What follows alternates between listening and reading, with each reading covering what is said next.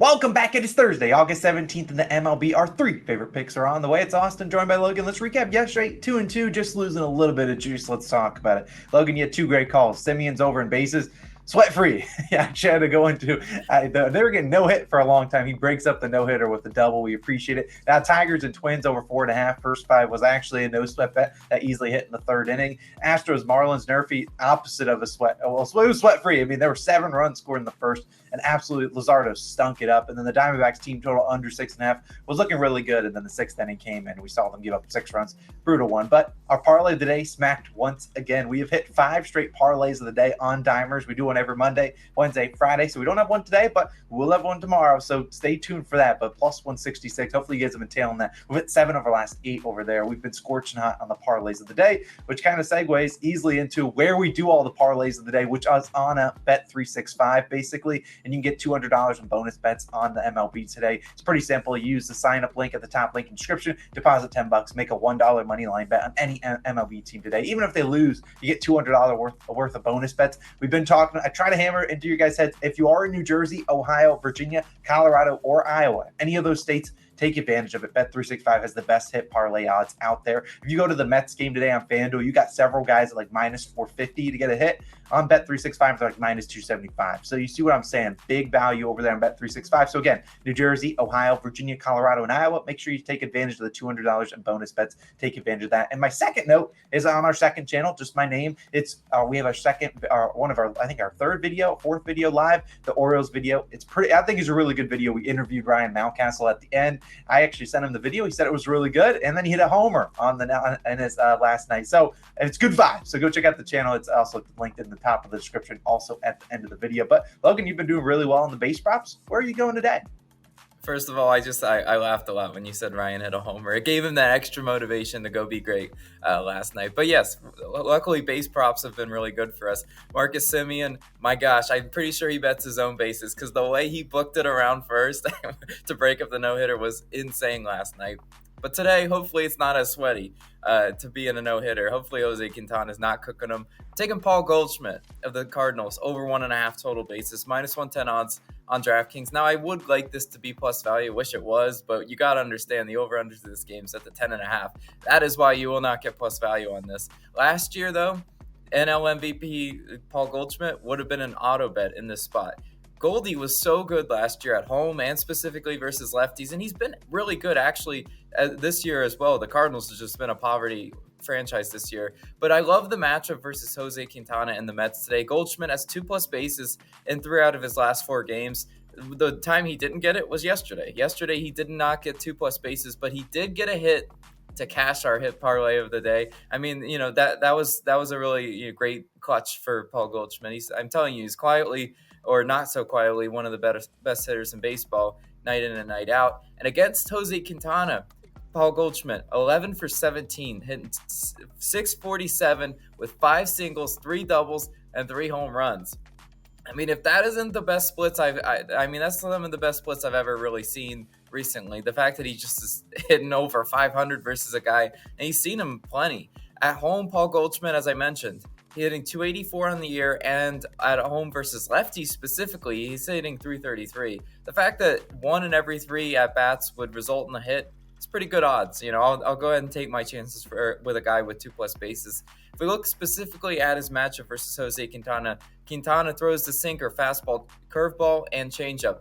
Austin and I remember seeing Jose Quintana in person, and I'll tell you, he was throwing a lot of sinkers to the Baltimore Orioles. I don't know if he comes out and throws a lot of sinkers today, but I really hope he does because Paul Goldschmidt hitting 351 against the sinker, 225 against the fastball, 243 versus the curve, and 412 versus the changeup. So if he wants to mix in those sinker change versus Paul Goldschmidt can easily sit those pitches and hopefully smack one for extra bases.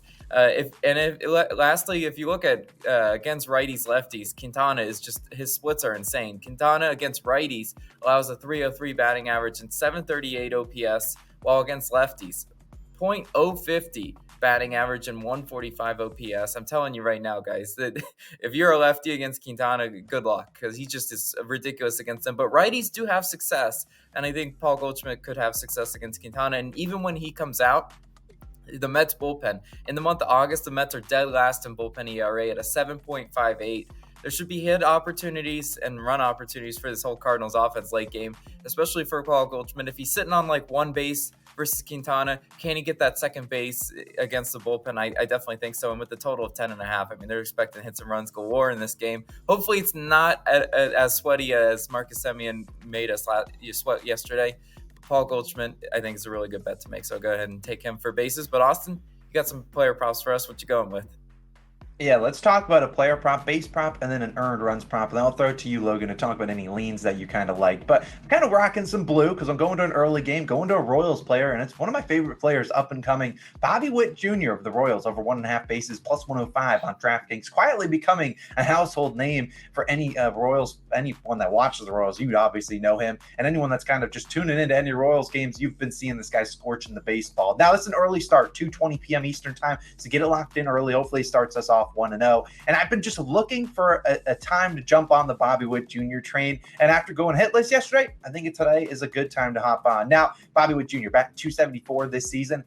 He hit 327 in July with 6 homers and a bunch of other extra base hits. And then he saw that and said, all right, I'll do better in August. Hit 356 with 5 homers. This guy's scorching the baseball. We've seen him hitting grand slams, seeing him hitting home runs. That's why the people are calling him Bobby Two Bags out there. Now, I don't really think anyone calls him that except for me. I coined that nickname when we saw him in Philly when we get to the Royals-Phillies game, and he was scorching the baseball there, and he stayed hot ever since then. I mean, coming off an 0-for-5 game, whatever. He's still batting .298 at home, and this is just a guy that I really trust to at least get with 1 hit today, and hopefully that hits an extra base hit, and maybe even go for 2+ hits. And look, Witt Jr. is going to see George Kirby, and just like Quintana, who I'd like to, in the morning, I like to look at the hits allowed props because I feel like they're pretty sharp on those props. Yet when you see them put a line at 6.5 for George Kirby, where he hasn't even gotten close to 6.5 hits allowed over the past 3 starts, it makes me think about something. Same with Jose Quintana, who's under 6.5 hits allowed in all this last 10 starts. So they're putting those lines up there. Makes me think,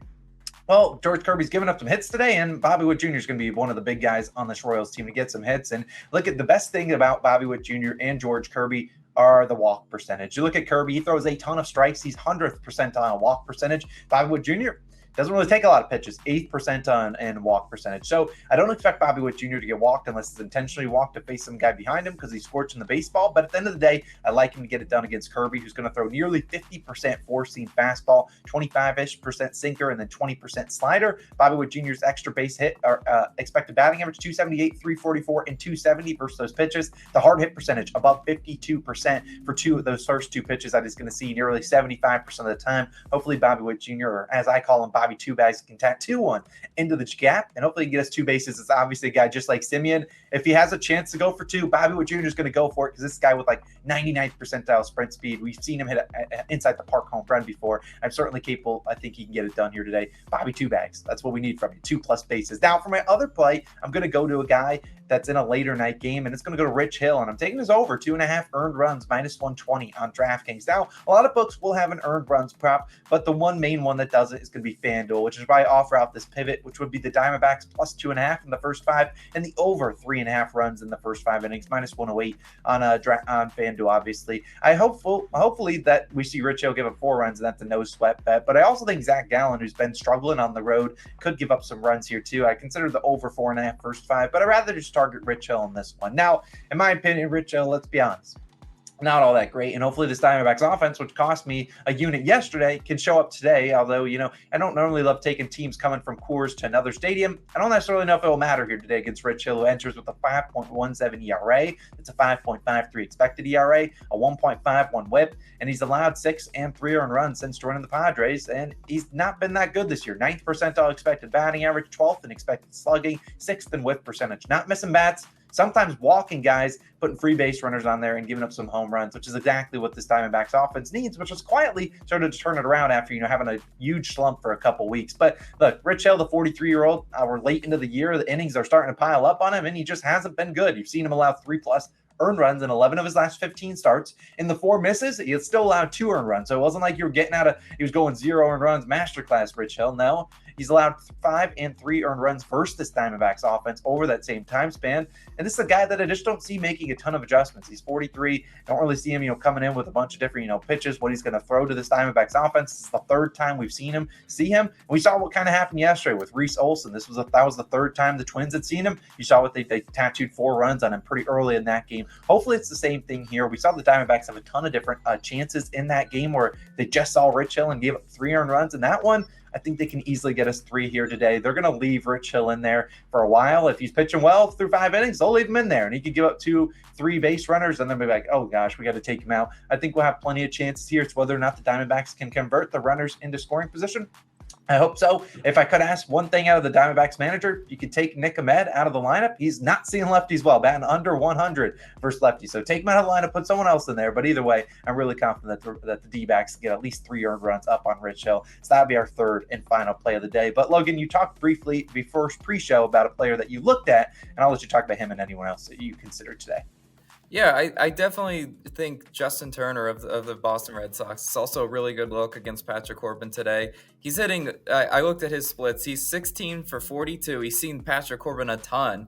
10 singles, 4 doubles, 2 homers in there. We know Patrick Corbin, a guy that definitely is prone to giving up hits. It's kind of like the name of his game. He gives up hits. It's just hopefully not the catastrophic type hits for him. I definitely think Patrick Corbin, it provides a good matchup for him. So if you want to look at, other spots, other teams, he's a spot. And I was actually looking at K-props, and I was looking at Corbin Burns. I know he faces the Dodgers, and I know everyone just loves the juggernaut that is the Dodgers. But if there's ever a time that a line is set high, and I think high for a reason, it could be this Corbin Burns line. I set the 6.5 as a K-prop. Look, Austin and I don't really touch K-props because I think there's nothing more fluky than a strikeout because you rely a lot on the ump calling things. But I think Corbin Burns could be in store for a really good outing today. He definitely is one of those pitchers that can get the swing and the miss. So those are a couple of more player props if you're feeling froggy and just want to bet some more. Yeah, I mean, you think about Burns coming off that terrible start, too, when we faded him and he gave up 5 earned runs. So probably bounces back here tonight. But either way, if you want to throw Turner and maybe you want to reduce our guys to 1 hit, you can do that. But either way, we're riding with Bobby Witt Jr., Paul Goldschmidt, and Rich Hill to hopefully give up some earned runs. Let's have a great 3-0 day. It's only a short slate, so don't bet a ton of them. There's only 6 games, and one of them super early, which we're touching. So tomorrow we'll have some more picks, plus a parlay of the day tomorrow. If you want to check out our Orioles bird bath video, plus our Ryan Mountcastle interview, it's linked on the screen. Go check it out. Plus subscribe to our second channel. We just passed 500 subscribers. So we appreciate all the love and support. Logan Austin signing out. We'll be back in tomorrow with the brooms out. We'll see you guys then. Peace.